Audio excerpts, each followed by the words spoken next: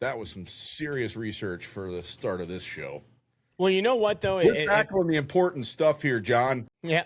Well, it fits because this is some good old school research that we're doing here. And we don't have machines doing it for us. Welcome to the All Angles podcast, where we're talking about things that piss us off today. We'll see.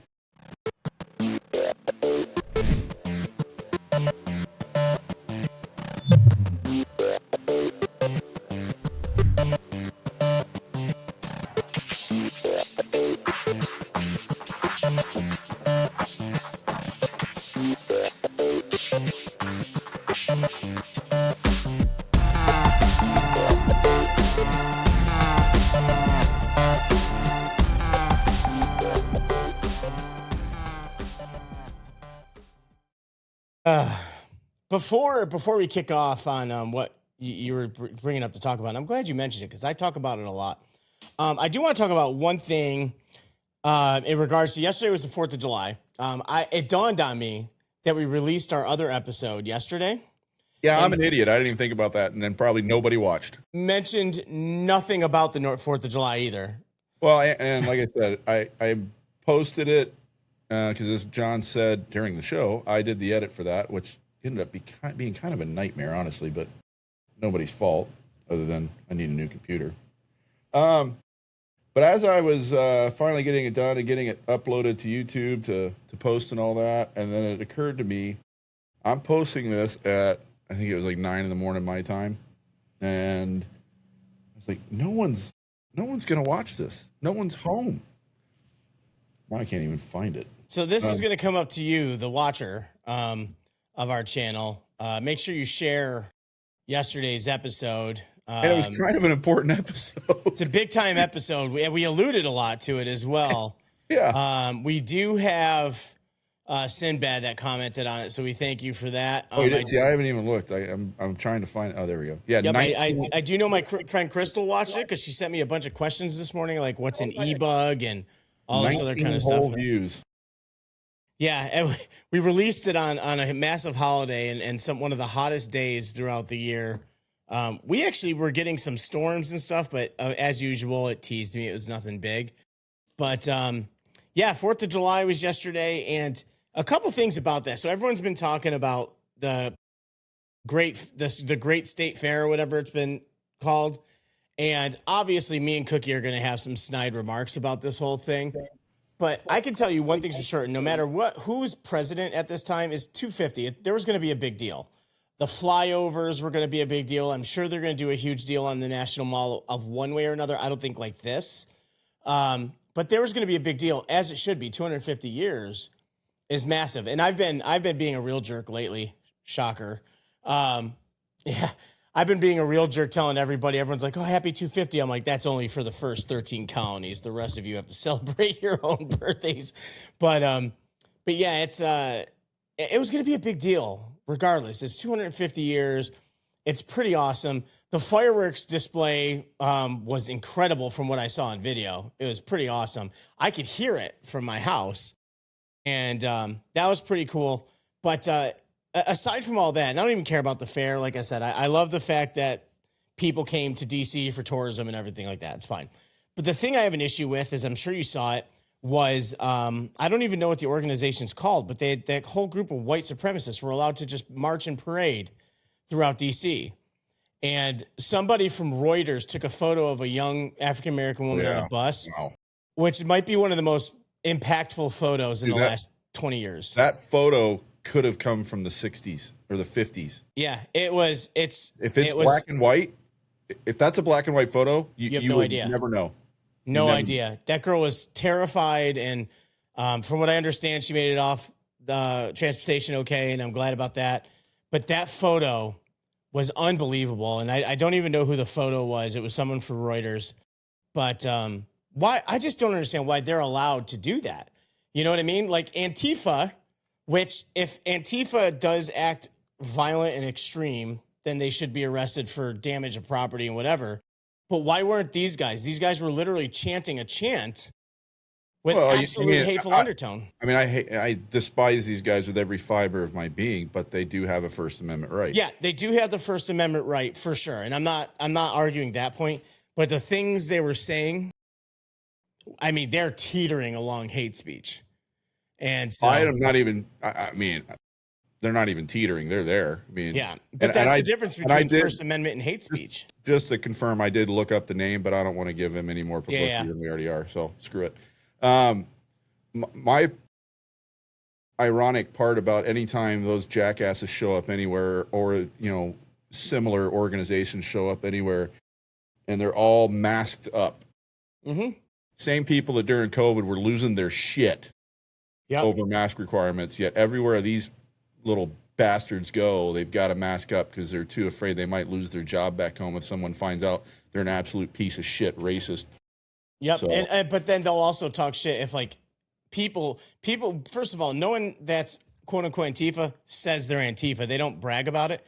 By the way, I've got major issues with Antifa too, but just purely from the name, you would agree with them. Yes, I want to be anti-fascist, but the shit they're doing, I don't think it's much better than what anybody else is doing. The initial reasoning behind why that group was formed, a group that so many people have tried to claim, well, it doesn't really exist. No one really calls it. Yeah, they do. Like, just stop. No, they do. And the people, I know people that even claim they are that, but they're not, they don't have anything to do with any of the violence.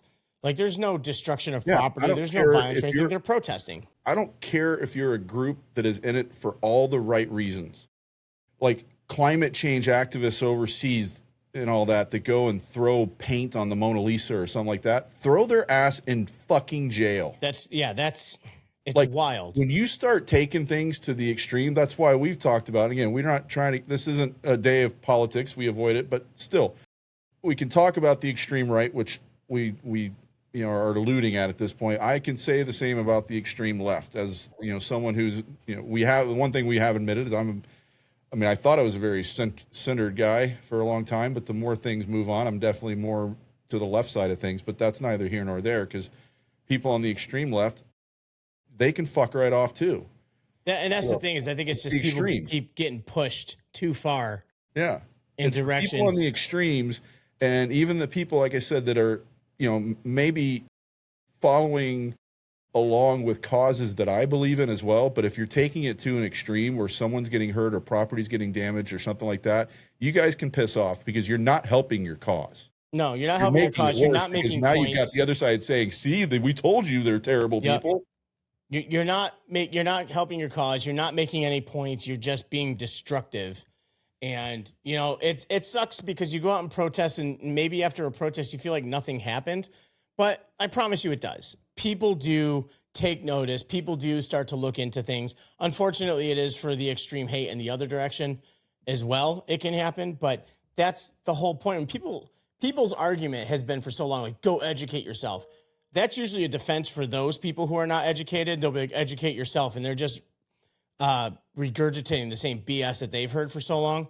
But truly go and look, you know what I mean? Like, I know it's hard because a lot of the things people read, it's like, well, I'm Republican, I like Fox, I'm Democrat, I like CNN. And they're both feeding you what they feel you need to know. But you have to dig deeper and really look into more independent publications. You have to look into more worldwide publications that actually do a better job explaining what's going on because they're not paid off by our politicians. And you have to really just kind of look into the history of everything that we are here and see how the things align towards which direction it is. So, but yeah, I was super annoyed that, like, again, I understand they have a First Amendment right to assemble, but the things they were saying are not protected. No, hate speech is not protected. So, but yeah, that was something that's just it absolutely got on my nerves, but, and that photo's that thing's going to win a Pulitzer. It's got to. It absolutely has to. It's one of those things where it's like you almost want to find the photographer, and I know their name is out there. I believe it's a female photographer, and I know their name is out there. You want to write them and be like, oh my God, amazing job, congratulations. But at the same time, you're like, I wish that was never a case that had to happen. Yeah. But that's why, and it's actually good that we're it's actually kind of what made me think about it too is, you know, with photojournalism, and granted, the majority of what I do is sports, but I have freelanced for the Washington Post doing some other stuff before. I was also working for, You, if I remember right, because I think I texted you at one point saying, I, if it was me, I would have done this, and I'm telling you not to do it because you were thinking about going down January 6th, weren't you? I went. Oh, you did go. I did go. I have some photos. I got there early, and there was a lot of bad things happening. And then I was kind of forced out of there due to some Good. things that happened, which I won't talk about on here. Yeah. But I went back later at night again. I went a second time. But when I was driving into DC, it was happening. I went, you know, I had my vest with Kevlar. I had my helmet because I also covered the protests in Raleigh during COVID. Yeah. And honestly, it might be some of my favorite work to this day because capturing absolute real human emotions in a moment of chaos. And we are about to delve way deep into that in this episode. Yeah. And then I was like, okay, so I felt a little more prepared for January 6th. It already started before I got there. And I went in during it. Like I said, there was a pretty big event that happened, not event, but a pretty big deal that happened to me while there, which made me leave. And it was literally a matter of life and death. But I went back later at night, and the small shot at the J6ers I'll take is during the Black Lives Matter protests that I covered in Raleigh and the ones all over, because I did go up to Brooklyn as well for a day. Which is funny enough, the more dangerous things happened to me in Brooklyn, in Raleigh. Brooklyn, I was very safe. Everyone was like very supportive. I will tell people till I'm blue in the face, stop with the BS, you know, stereotypes of New York City. Are there bad areas? Sure, there's bad areas everywhere. But New York City people are actually incredibly nice people. They just are in a hurry. Yeah. I knew a lot of the people I was with in Brooklyn too. Cause I mean, well, you lived there. I was working out of there for a long time. So, I mean, I knew people, which was a help for it all. But, you know, when I went in, I'm following a truck into DC, and I had to go a different way because the speech that Trump was giving at the very moment this all happened, and for the way for me to get in, I'm following a truck, and the truck literally had on a sticker on the back of it, "Murder the Media." And I'm like, well, don't do that. I'm the media. Like, I would love for this not to be a thing. And then, like I said, something happened. It was pretty scary. I think I've told you about it before. You might have. I don't recall, but you probably did. But later that night, I went there. And the part that I'll get back to that was funny was during Black Lives Matter protests in Raleigh, they tried putting out curfews. People were out all hours of the night. And I got a lot of aftermath photos. I got a lot of, like, you know, during the protest photos. And people were just like, curfew be damned. Like, we're staying out. We're making a point. For the J6ers protest, I think they gave them like a 6 p.m. curfew. 4:45, the place was clear. It's like, you pussies. Like, you couldn't even like do it there. And after everything that had happened, but then they can use that as propaganda too. Yeah, exactly. And see, we're law abiding. They weren't. Yeah. Well, there was some groups later at night. Real law abiding. Yeah, right. Yeah, breaking into the Capitol. Yeah, that's totally killing good. Police officers. You know. Yep. Yeah. But really law abiding. There was some groups out later that night, and there was one guy who was wasted. I mean, you could smell him from a mile away, and he was 70, and he tried to bust through the line of police. And I have a photo I'll add right here, but it didn't go well. And at first you're like, oh no, the old guy, but you're like, this friggin' idiot. Like, what are you thinking? And then it was Even just the police really were probably like, come on, man. like it was almost like a cartoon the way he hit the wall and nothing moved except for him. And I got like I said, I got the one photo of the aftermath, and you're just like, Jesus, dude. It was the Roadrunner painting the tunnel on the wall. Dude, yes, slamming into it. That's exactly what it was. Just like I couldn't believe it. And like later that night, I was just kind of getting atmosphere shots and everything. But it's one of those things that the last thing I'll say, it's not about the protests and stuff like that. But photojournalism to me, like I love shooting the sports, and I believe shooting sports, especially with a player like Ovechkin, like I harp on all the time. It's a responsibility to capture those kind of things, but in the real world, it's much more of a responsibility to capture these events because People could tell a story about my photo, but I know the truth behind the photo. I know what was going on. And capturing these moments, this is what's going to reverberate through time. Like people are going to look back and see this stuff and be like, this is what it was really like, as well as the people who do video. And those are the things that should be seen much further than the reports, because you don't Yeah. know who's angling No, towards those are the stories. Like when I was in my heyday of photography, coming out of high school, I was getting into it pretty heavily. My kind of goal or dream, if you will, in the photography world, other than doing the artwork that I enjoy doing, the infrared stuff and the black and white landscape stuff, from a photojournalism standpoint, I didn't. Photojournalism to me, in some ways, felt kind of dull and boring at times, even though I know it's really not. But some of it can be. But that's anything in life. I and my family thought I was insane, and would have probably tried to stop me. But I wanted to be a wartime photography. I wanted to be the guy, and that was during a time when stuff was happening. I mean, obviously it's happening now, but I'm talking about my younger days when things were happening over in Iraq and all that. And I wanted to be I wanted to be that guy wearing the media Kevlar and helmet and photographing what was happening.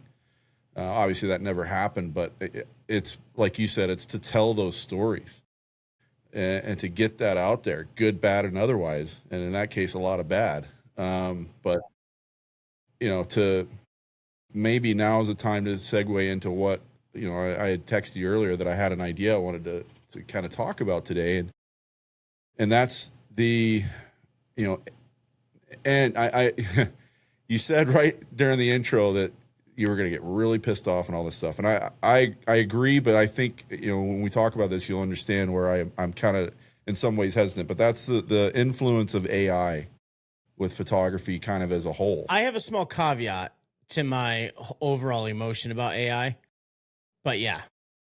Yeah. So I do think, and I'm fully guilty of this, we're in this case, we're going to purely talk about the photography side of things, but you also, you kind of alluded to something, not even alluded to it. You flat out said it when talking about where people go get their news and all this. And there's a major AI influence there, especially if you're one, which is, I don't know what the percentages are, but I know it's very high. They get their news straight out of social media. I mean, I'm one of those. I'll go see what the breaking news is and all that. Steve Lookner, man.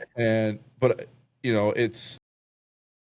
I'm not even talking about that. I'm talking about purely from, Twitter, X, whatever. Yeah.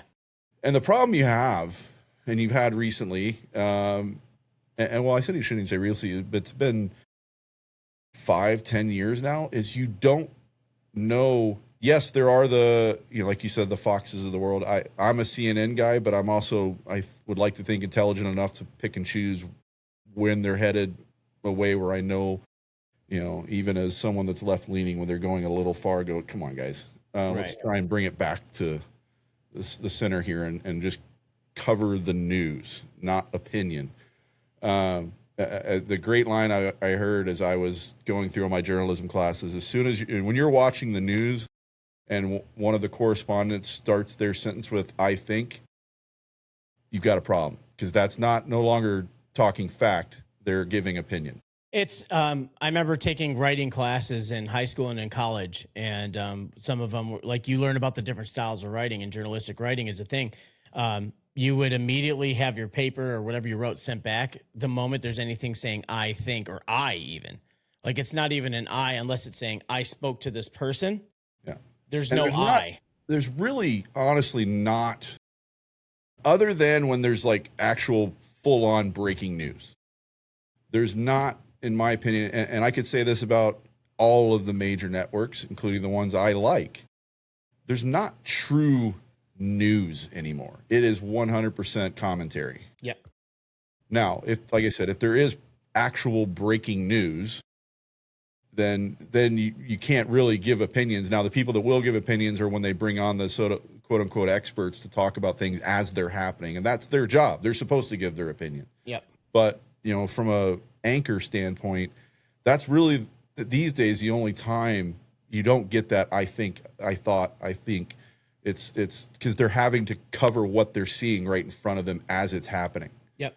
But anyways, the AI side of it, from a social media standpoint, is you never know, unless they are proper, true, reputable sites. And even then you got to kind of maybe do a double take at times if whatever is being written about has been created through AI.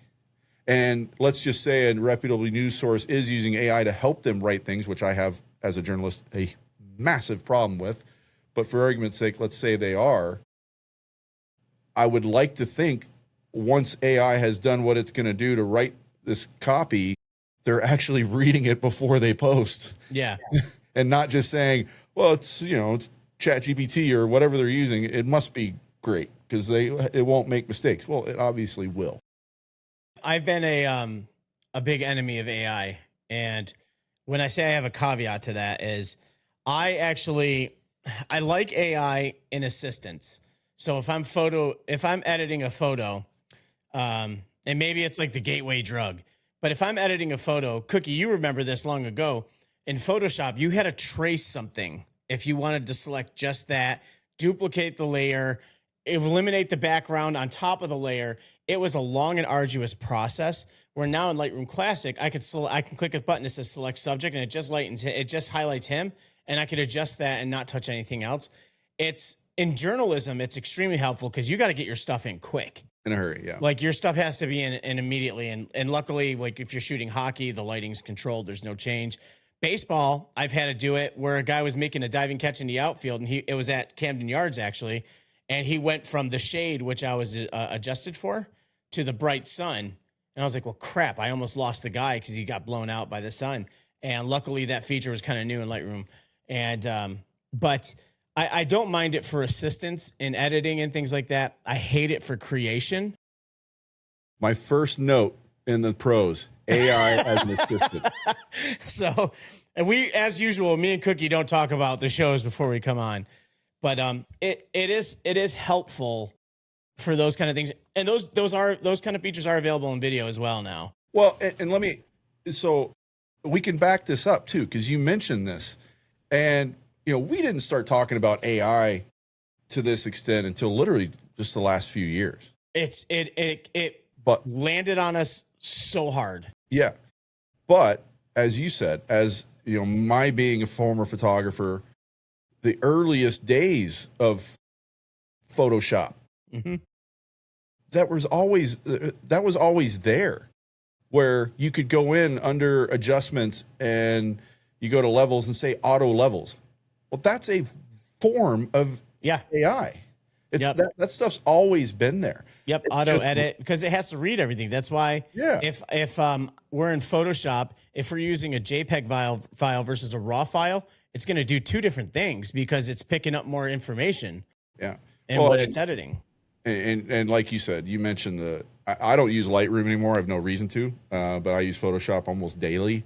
And Photoshop has object selection too. It makes my life so much easier.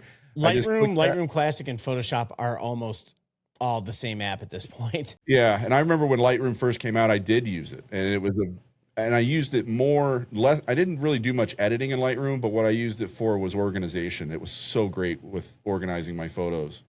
Yeah, if for photography, it's necessary. Like I can't ingest 1,500 photos into Photoshop. Exactly, and that's why Lightroom was great because you could organize it. And if you went it, like if I shot a band and I took 1,000 photos, and I realized in the first 3 photos that I had the same problem throughout, it's a simple fix. I could just select them all in Lightroom and make that one adjustment, and then if I need to get into more detail later, I could do that. But yeah, I'm with you. It makes a lot of the process simpler. But for me, the main thing was just organizing everything.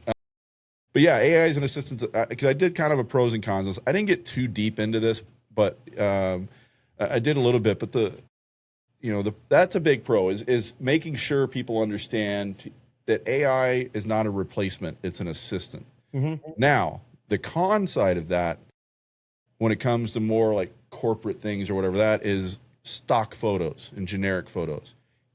I use Adobe stock on a regular basis to get photos, even for our stuff.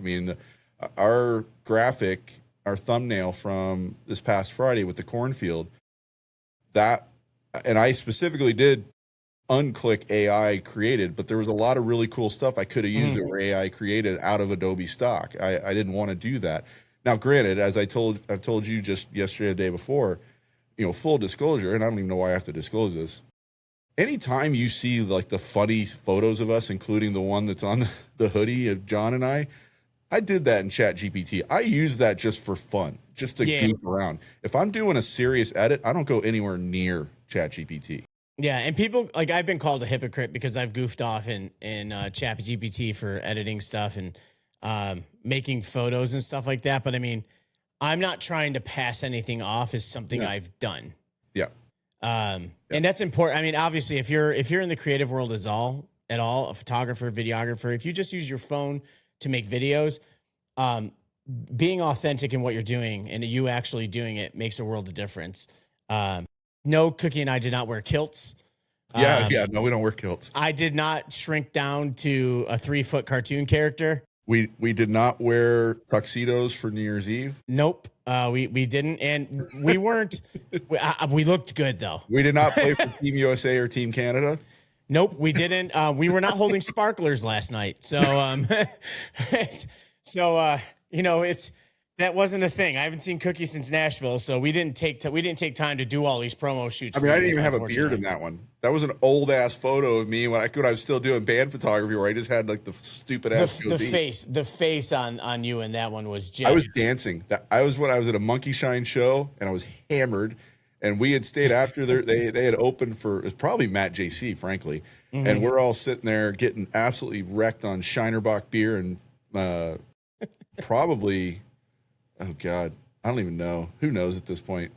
A lot of Fireball was probably involved. But anyways, that's me. The photo is actually me and Chris, the lead singer from Monkey Shine, just dancing like idiots. And I'm just like, the fake Cookie was doing the Instagram face before Instagram, but it was like obviously everybody knows. But that's the thing is like it's different if you're doing stuff like that. It's funny.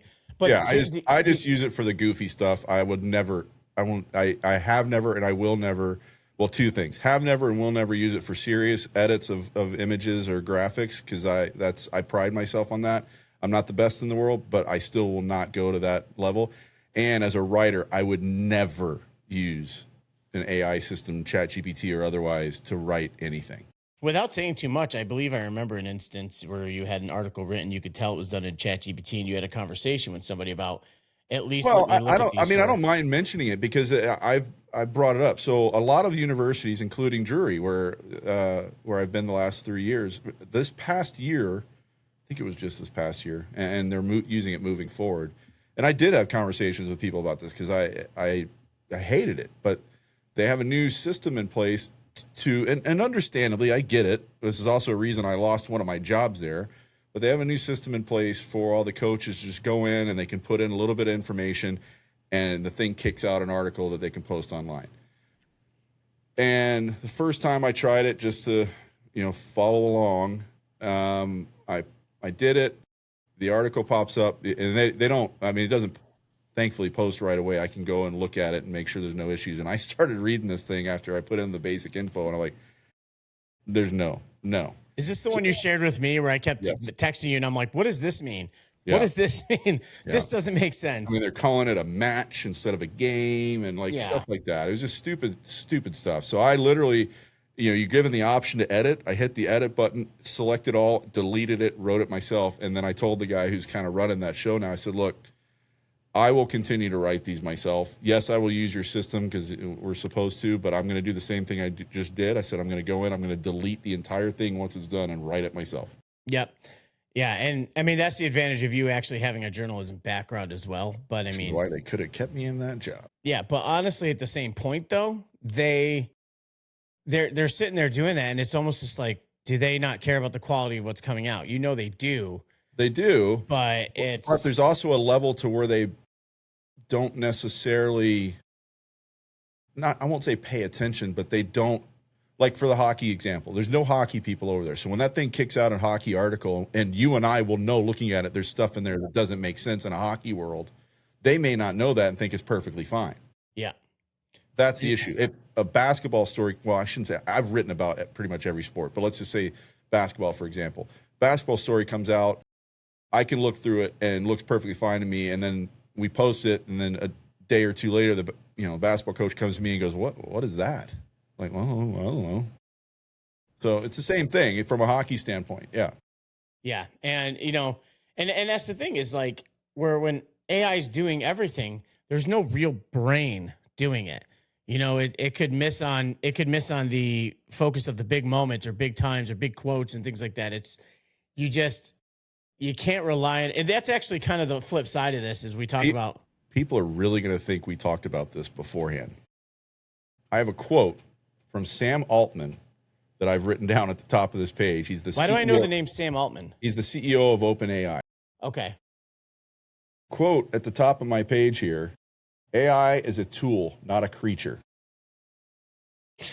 I promise we didn't talk about this. We did not talk about this. And I have blame more, Nicole for this? No, I'm not blaming Nicole. And I have more that kind of goes with that, but I just wanted to, go ahead and say what you're going to say. But it's funny you said that. Yeah. Well, I mean, but that's the thing is for creation. And the first time I really started seeing it for creation was in music, of all things. Oh, Frankus will lose his shit. Huh? Frankus will lose his shit. We bring up AI in music, but understandably. Well, Frankus is the one who really showed me how to point out what the AI stuff is. And especially right now in my favorite genre, which is metal and metalcore and stuff like that, there's so much. I mean, I know it's happening in all music, but there's so much coming out right now where these artists, AI has been designed to steal from artists, like real artists, and they steal the sounds, the guitar sounds, the drum sounds, the beats, tempos, breakdowns, how breakdowns should be, sounds of screams versus sounds of singing, like everything from different bands. And now somebody's just like, make the song about this. Or some people will consider won't see what's wrong with it because they're like, hey, these are lyrics, put a song around it. That's still bullshit. And, I have it in my TikTok profile. I have a little skull and crossbones to AI on there. And now, like I see things, Meg that has joined us on our show before. She always posts music or posts videos with music behind it. And the other day she posted something. I think that meant a lot to her. And I wrote in there, I didn't even see her post. And I was like, another AI slop band. And then I erased it because I saw what her post was about and I felt bad. But it's true. It's like people are just getting hooked on this and they're getting millions and millions and millions of plays. And some absolute sloth is sitting on the other end of these things collecting money for the amount of plays and listeners that they're actually getting. And you can identify, you go to their page, there's nothing of them singing, there's nothing even of a human being. It's all AI generated photos and stuff. It's just AI and AI. And that goes to one of the cons I had too. It's blurring the lines between real and not. Well, and that's the thing is, unless you're looking for it, you're going to miss it. There's been a couple times I was like, oh, this song's a banger. And then I looked into it, I was like, damn it. And I immediately hated it. And it's happened in music, and a lot of bands and artists and musicians are now finally clapping back at it and trying to put regulations on it. Like, if you're an AI band, you don't deserve a penny. If you want to put your bullshit music out there, fine, but you shouldn't deserve a penny, and you shouldn't have anything where people can even like your songs. Just listen to them. You deserve nothing. This is the part where I get heated. No, but understandable. Yeah, and I mean, again, even though I wasn't this massive world touring artist, I know how hard it is to write a song, and I also know how scary it is to play that in front of people, because people can look at you and go, "You suck," and it's happened to me. I've had a lot of really good songs I've written and put out there, but I've also had a lot of people be like, "You're fucking terrible." Yeah. But that's music, right? It's always the guy that can't even look at a guitar and know what it is. But yeah, it's now starting to get in there, and like you said, it's blurring the lines for creation and the algorithms and fans, and it's absolutely, it's just a disgusting thing. Yeah, and the thing with AI is, and these are coming from the kind of notes I was taking earlier, is there's multiple things it can't replace, but there's 4 in particular that I wanted to write down related specifically to photography, because that's kind of where we were going with this today, even though it and I got more rants for sure. So. Well, and again, we can take this into, when we start talking, getting our music day up and running like we were trying to, we can get into the AI side there too. We will. And we will, yeah, 100%. But from a photography standpoint, there's 4 specific things, but really there's untold number of things that AI can't replace. The first one is, and I think of, through my years of back in the day of being educated in photography and doing all the, the courses I took in high school and in college, I think about Ansel Adams. Now, he's not necessarily one of my great inspirations, although he is to a certain extent, because I do love doing the black and white landscape, and I did it out in certain. By the way, I don't know if you're aware of this. So I did we talked about this before, where I did this really neat infrared workshop in New Mexico long time ago, where we went out. You showed the photos in here. I've showed photos. One thing I don't think I mentioned is because Ansel Adams did a lot of stuff out there, and he lived out there for a while, I believe. But anyways, there are certain areas that are kind of marked where he took some of his most famous images. You're not allowed to shoot from there. Really? They don't. Yeah, it's literally against the law for you to try and recreate. You can't shoot from that same place. Kidding. It's actually kind of fascinating.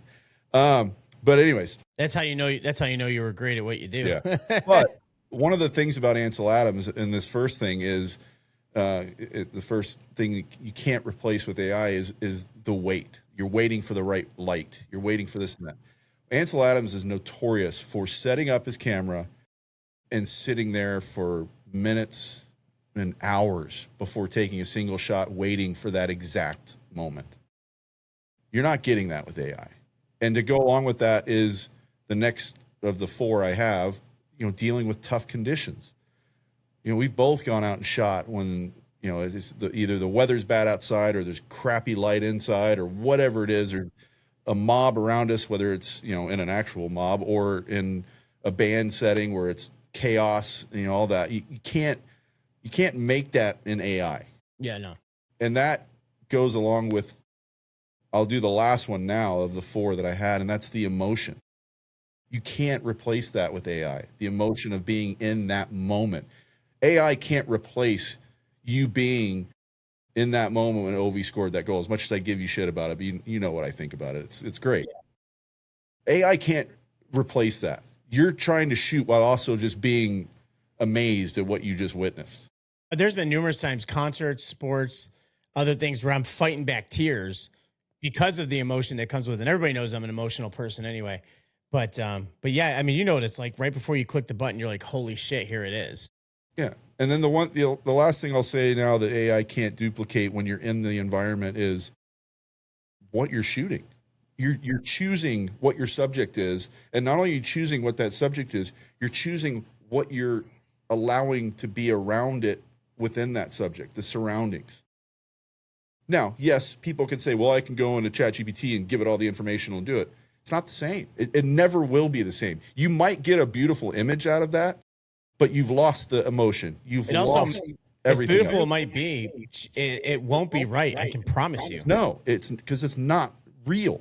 Yeah. And it's that blurred line. It's not even a blurred line. I mean, it can be, but it's between real and fake. And deep fakes that's a whole other thing. Yep. That's an issue, a major issue. But the biggest one in that whole thing for me, because it goes with not only photography, but music, with art, with anything, is the emotion. You can't duplicate the emotion of being in that moment. One of my biggest photography inspirations was Henri Cartier-Bresson, and his thing was the decisive moment. And you can't create that in AI. The decisive moment happens once and never again.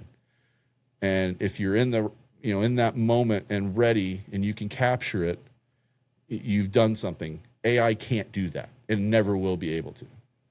And because AI is just, it's this binary code sitting behind the C system saying, oh, we're going to do this. And, and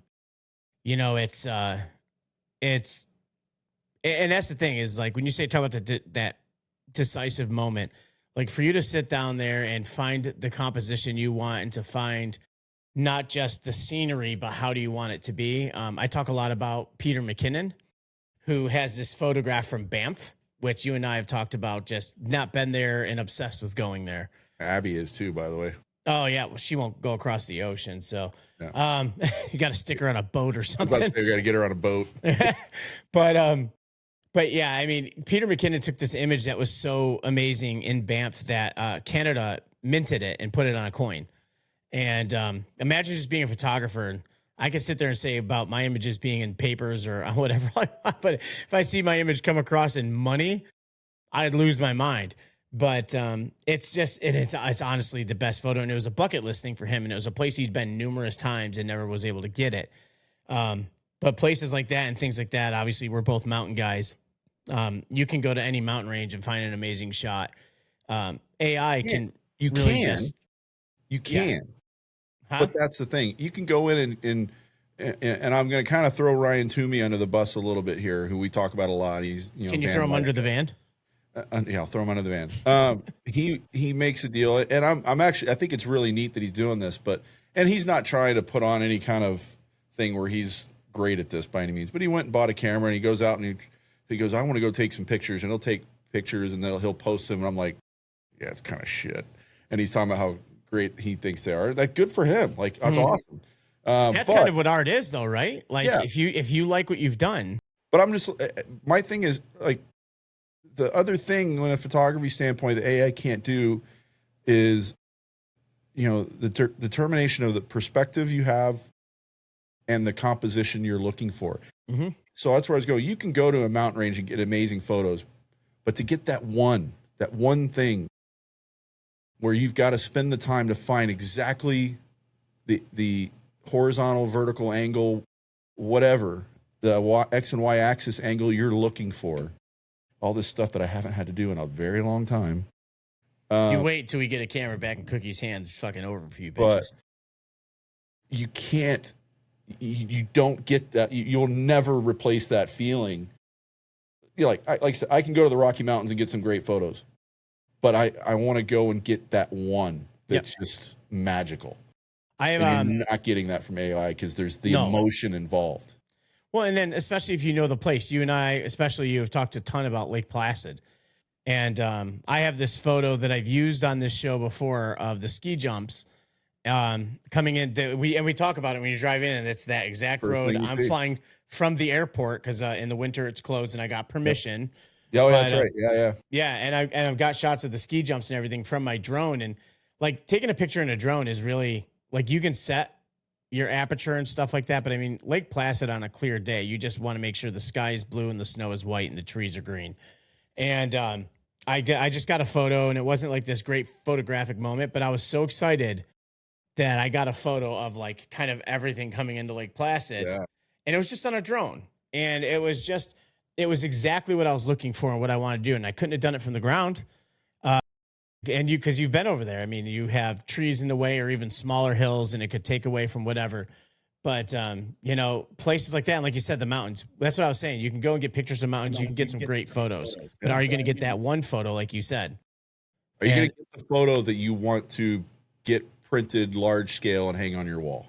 Yep. I mean, it's something you can't do. You'll have a lot that you'll post on social media, and people are like, that's really cool. But do you have that one that you can get, that you want hanging on the wall in your living room? So when people come over to visit, they look at that and go, holy shit. Yeah, actually, it's funny. And the thing about it, the teamwork of people shooting together. You brought up Abby. I have a picture of a bridge with reflections. I love reflections. I love water and reflections. Yes. Yep. And I have a picture of a bridge, and it was so still, and it's like almost perfect circles of reflections. And I had a great shot, and I was there with Abby, and we're both looking for the great spot to shoot from. And then on top of it, she had these really nice filters that you put over that kind of help with like ND filters, neutral density filters that just help bring out things. It's not doing anything fake. It's been used since the beginning of photography, honestly. And she had some, and I didn't have any, and we used those and just got unbelievable photos from that spot. And that's the other thing, and that's the point. Is like we had that teamwork. It's like looking at the spot, looking at what we want to get. Abby's been to this spot numerous times before, so she was able to show it to me. And just getting a picture of that bridge. But even then, there's a prime example. She's been there many times. That's your first time. You're seeing it from a different perspective than she has because she knows that she's been there. You're coming in with fresh eyes. Yep. That's AI's not doing that. No. And that's actually, it's funny you mentioned that, Cookie. And anybody who's looking to get into travel photography and get paid and you want to get hired by a company, that's exactly my pitch. my pitch is I tell people, it's like, you have people there that can take these photos day and night. I'm a tourist. These are photos you want from the tourist and new eyes perspective. What's going to get people excited? I'm going to be the person to get it because these people they're numb to it. Well, here's a weird analogy right along those lines. And I think we've talked about this recently, actually. I seem to recall having this conversation about, on here with regards to something else. But, people always ask me that are going to visit Dallas, well, what should I do? It's like, I don't know. Yeah. Yeah. What were we talking about? I don't know what you should do. I don't do anything when I'm there. And then they'll come back and say, I had the best time. I went to this, to this, to this, and this. I'm like, I didn't even know that was there. Like, they're coming in with fresh eyes, different perspective. They're seeing things that I didn't even know existed, and it's probably been there forever. We talked about New York City. New Yorkers are a prime example. New York is the biggest city on the planet. Well, maybe a second biggest city, whatever it is. But there's a billion. You can do something in everything. And never 65 days. Never repeat it. And never repeat it. And New York people will be like, there ain't shit to do here. Yeah. Seriously. And that's the beauty. Yeah. And that's just, again, that's one of those things. And like you said, when you talk about filters on lenses and all that, I've used those for years. Mm-hmm. That if we look at AI the way it should be looked at, just like the CEO of OpenAI, one of the biggest companies on the planet, said, those filters are a tool. AI is a tool if used properly. AI becomes more than a tool if it's replacing something and creating that issue between real and fake. Yeah, almost creating the divide. Yeah. Because another great quote, this isn't from me, this is something I saw written. Creativity can't be automated. Creativity is 50% technical, 50% emotional. Mm-hmm. Especially when it comes to photography or songwriting, or especially songwriting, or whatever. I mean, there are the technical aspects you need to use a camera. Yeah. But the emotional side takes over after that. Yep. Yeah, it's true. And it's one thing I think of is I think of you because as long as I've known you for every team, you've been the one on the computer creating promotions, flyers, events, things like that. You've never sat there and tried to claim yourself as this big time graphic designer, but I literally have zero training in it. But you've done a lot of graphic design. You've created things for so many of the different things that you and I have done over the years. And then right down to this podcast. I did it with Matt with the band stuff. I did band posters and all that kind of stuff too. Yeah, exactly. So, I mean, whether no matter how much you want to say you are of it, you've done it. And now, and this is where I'm going to really piss off a lot of people on TikTok. Now it's creating flyers, and all these flyers look exactly the same and they look like shit. And so what's happening, and I'm using TikTok for an example, because this is where you can see it every 10 seconds. So TikTok obviously has battles. People can go on there and gift shit towards each other. Like, we've been on running stuff. We never do it. I didn't know that was a thing. Yeah, it's how people make money, and people make a lot of money on there. So people are in there promoting their battles, and they have these flyers, such and such versus this thing. And honestly, it makes me insane because they're like, we can do it. It's like, yeah, we meaning everyone's going to give you all their money and you're going to keep it, but it's for us. Like, no, don't. That's another. That's a topic for another day. I'm going to get myself even more worked up. But I even have a video on TikTok about how it pisses me off. But you see these flyers on there, and it's like created for that. And now you're starting to see flyers for businesses that are doing these things. And you're starting to see like advertisements and all this stuff done by AI. And I'm just thinking of all these people who work so hard to become a graphic designer to sit there and have to be replaced by these absolute garbage things and garbage advertisements and ads and stuff like that. Thankfully, in sports, you're not seeing it a lot yet. You're not seeing it in sports. Every sports team has a real graphic designer. And I'm talking about the professional and higher levels that can pay these people. You're not really seeing it. And I'm afraid for when you start seeing it. But you know, and actually I don't really think you will anytime soon, because with sports and its community, it's personal. Music, if you're trying to promote something, people are like, well, I'm not creating music with AI, but here's my flyer. Well, a graphic designer used to make those flyers. Cookie was the guy. We had somebody from my old band that used to do them. Yeah, and I worked with multiple bands doing stuff like that. Yeah. Yeah. And honestly, we used to love the flyers. A girl, Jenny, and another girl, Angela, used to make flyers for us before, back in my Only After 5 days. And it was so cool to be like, oh, this is awesome. And it was like the most basic thing. But not only was it cool, it was something somebody else created. We appreciated it. We'd blow that person's like, oh, contact this person. She's making our flyers. And it was something, it's like, okay, this is cool. This was created for us. And the best part about someone making a band flyer, it was always a friend of the band. So they knew our energy. They knew how to make this flyer without us telling them anything. And now you're seeing these just absolute garbage AI flyers that are out there. And it's just like, And I think about all these people that went to school and learned, or even if they didn't go to school, they just took the time and were trained in Photoshop and Illustrator and all these other kind of apps to make these things. And that's an art too. I don't care if I'm saying, hey, here's my photo, make a flyer with it. They're still doing, that's an art. And that's two arts. I took the photo, you're doing the creation of the flyer. And now these people are like, that they're losing money. They're losing money. People are paying ChatGPT a monthly subscription or whatever, a monthly subscription to do all this. I said it on here, and frankly, I understand why they did it, even though I don't like it, and it screwed me. Is that new system they brought in at the university to handle all this stuff? You know, from writing the articles, cost me my job. Yep. And you know, and I will always argue that the quality is nowhere near as good. I'm not the greatest writer in the world, but compared to that AI crap, I mean, it's not even close. So but I think the one thing we do have to be careful. And Cookie, to cut you off, I've seen a lot of your writings over the year. You are a very good writer, especially when it comes to journalistic stuff. That's one thing I will. I mean, John knows this. I'm pretty self-deprecating. Pretty. Well, yeah. This fucking guy. And when it comes to my writing, though, I'm very proud of my ability to write. It's not perfect by any means, but I love to write. I think I'm pretty good at it. And someone told me the other day I should write a book. I was like, well, years ago I started writing a book and I gave up on it. Maybe one day I'll get back into that. Could you write the book called I Hate My Writing? Completely different style of writing than I'm used to, and it's not AP style journalistic writing, but it's something I thought about. You know, my buddy Tyler is still finishing up his book as well. So, he's writing a book. He's been writing it for a while. Are you not friends with him on Facebook? I am, but like I always just the stuff that pops up for him all the time is like when he's out with his family doing something. Well, pay attention because he's basically giving away the entire book on Facebook.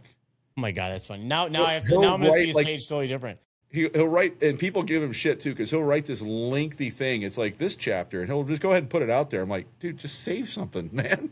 Like, what are you doing? You're going to get the book for the first time. It's like, I love this book. I'm going to get it for the first time. I already read all this on your Facebook.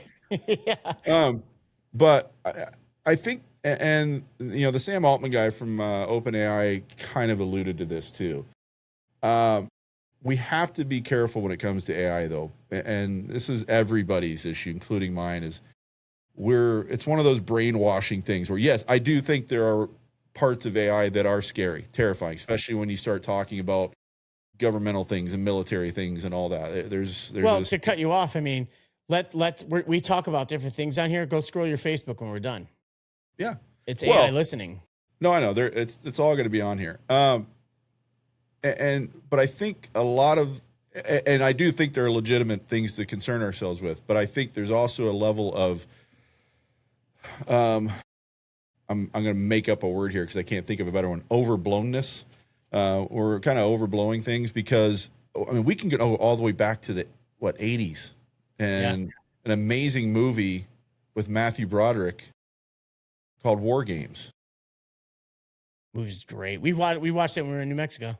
Amazing movie, but that was AI back then, and it nearly started a thermonuclear war, as they called it.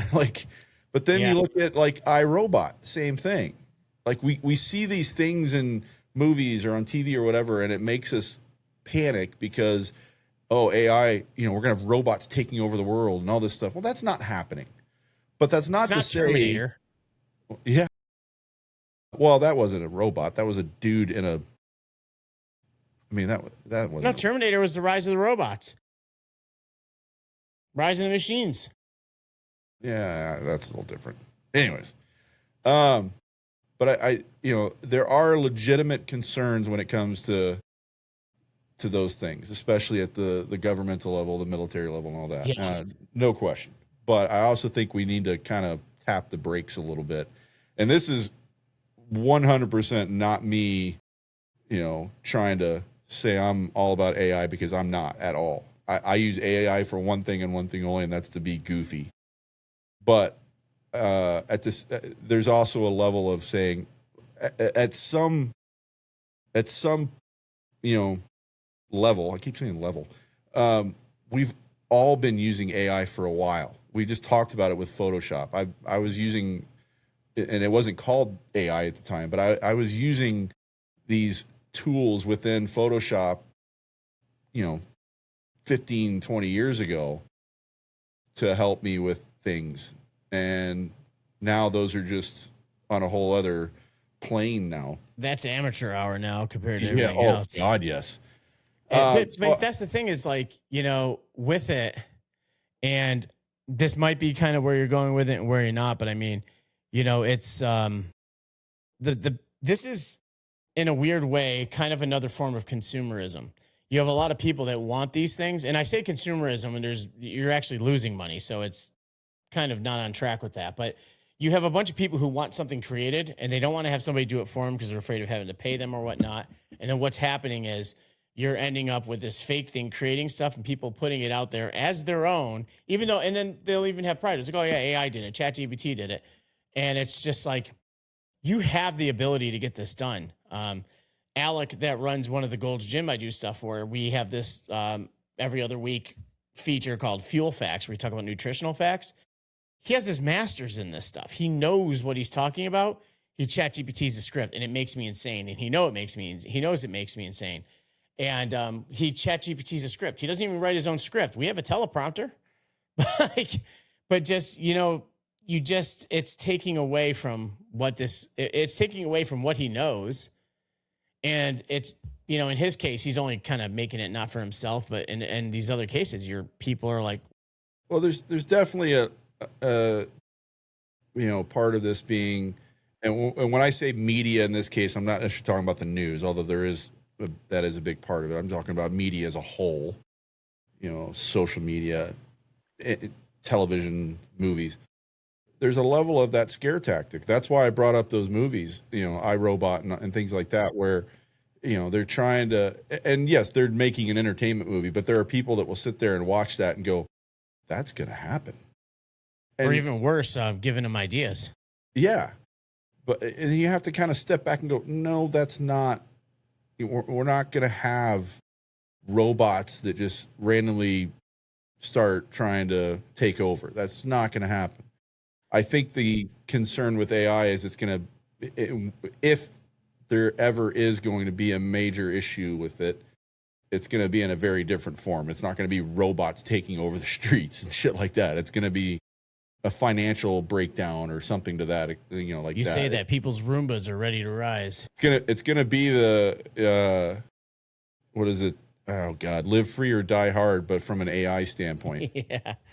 where it's not some dude in a truck shutting down the Washington D.C. and the Federal Reserve and all that. It's gonna be someone within AI that takes over the stock exchange or something like that. And let me tell you, that's a true fear. That's a legitimate fear, not robots. That'll taking over collapse the a world. country like that.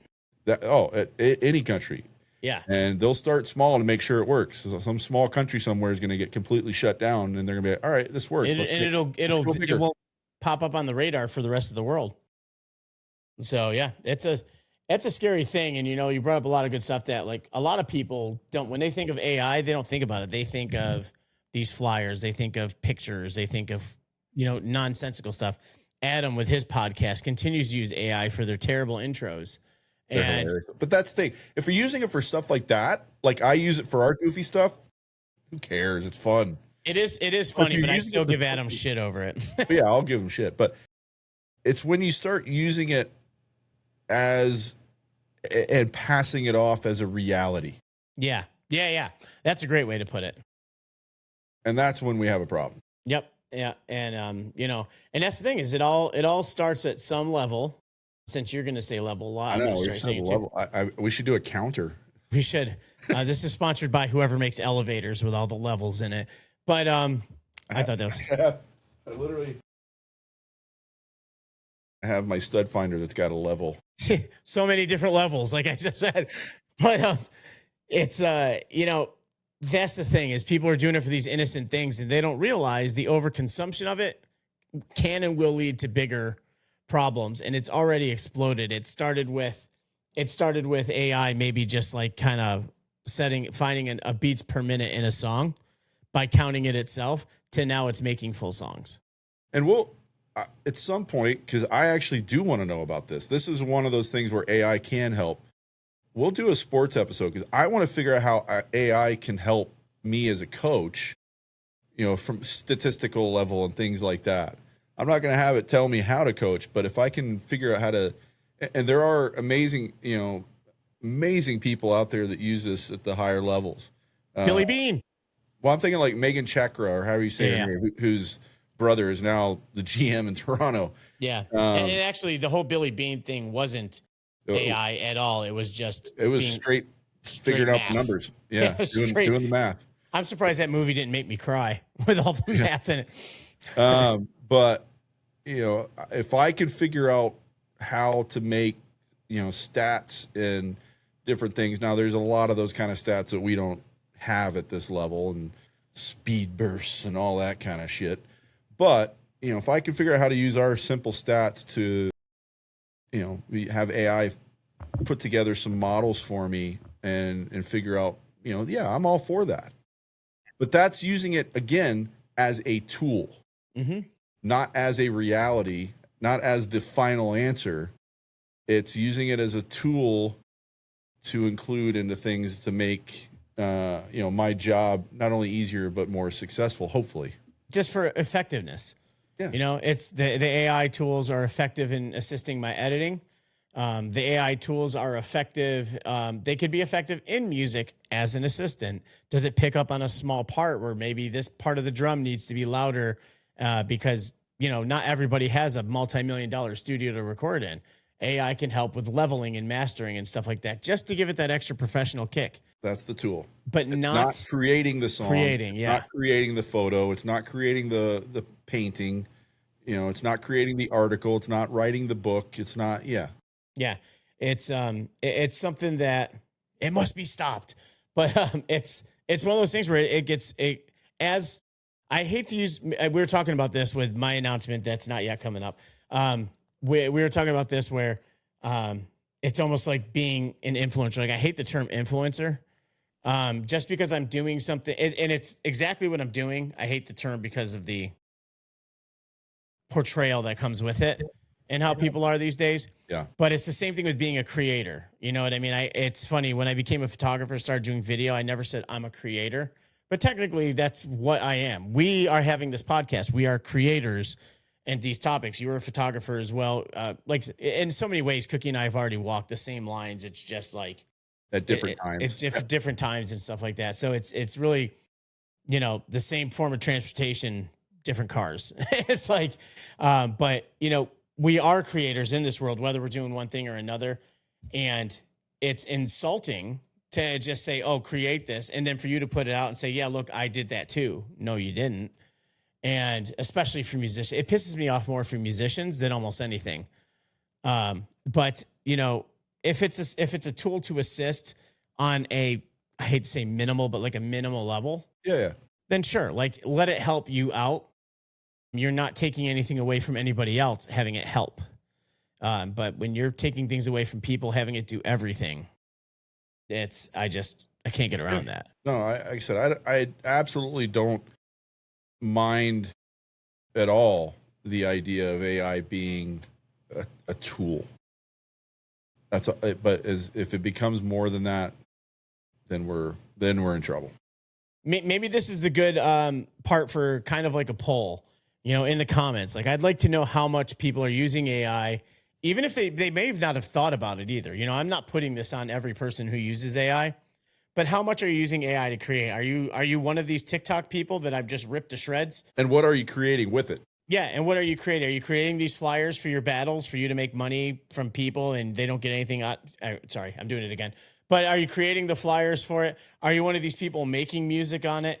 Or are you just one of these people just kind of having fun with it and maybe just doing small things? Or are you an actual creative and you're using it to help you in the process, but you're not letting it take control of the creativity of it all? I'm not going to lie. I could use an AI robot right now to help me pack up my house. That'd be amazing. Do you know? I I could wonder have how one many. of those useful, like not the evil ones, but the useful robots from iRobot. Yeah. I'd be happy right now. This place would already be packed up. I don't know, man. Didn't you see the video of the robot giving a karate demonstration and kick the guy in the nuts? I mean, I don't know recently if I've laughed that hard. it's that'll be you. I've probably that'll had be the robot trying to help you. I've had at least 10 different people send me that video at this point. It's honestly Great. it's So great. I encourage AI for that for other people to so other people can video it so we can laugh at it because let me tell you, Good. it's I even tried not to laugh. Impossible. And by the way, considering the topic, don't think for 1 second that the thumbnail I'm creating for this episode is not going to be heavily AI. Cookie's gonna find himself in I'm an going to be Ansel on Adams. ChatGPT for hours messing with this one. There's gonna be an Ansel Adams photo, and you zoom in on it. There's gonna be Cookie. But as always, we appreciate you guys listening. This is actually something Cookie kind of came off the cuff today with, but I'm glad it happened because I hate I'm a big advocate of limiting the powers of AI, but it's honestly one of those things I'm kind of surprised we haven't talked about before. My last thought is I agree with you, limiting but not eliminating, because I do think there is a place. We all that being said, and like I said, I'm not trying to come off as an advocate, full on advocate for AI, but I do think there is a place as long as it's done ethically is probably the best word. Yep, absolutely. So, but yeah, put in the comments what you might use AI for. It's something maybe you never realized it was really AI, but what you're doing with it. But yeah, I'm kind of curious to know what people are using for it. Yeah. Thank you, everybody. Don't forget to hit that like button, subscribe for sure if you haven't already. I haven't looked at the analytics lately, but a lot of our viewers are not subscribed yet. So if you're one of those, hit that button. It doesn't cost you a thing. It helps us out. And as we always say, don't forget to tell your friends and our families. We're the podcast with two slogans. What's your story? And tell your friends and our family. We're going to have a shirt with tell your friends and our families on it at some point.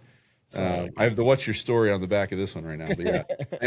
and comment down below. John put out some thoughts about commenting and just as usual, comment whatever. Also, just a reminder for this month, we are testing, and I know people aren't fans of it. I'll just put that out there, but we are testing the ad situation on here so that you will see ads throughout this. We're just trying to, we're running an experiment to see what it's about. We've never done it before. We are eligible to do it now, so we're trying it out. So let us know. I will. I didn't even told John this because with the episode for Friday, or actually Saturday, as it turned out, is the first one to have that, and I have discovered how it works sort of.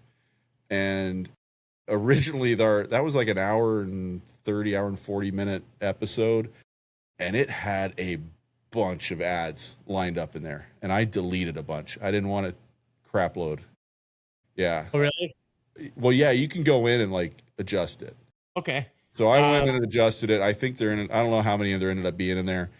But I guess that's kind of and be realistic here to our, the people that watch. And Sinbad had a great comment. He doesn't like it, but he understands why we're doing it.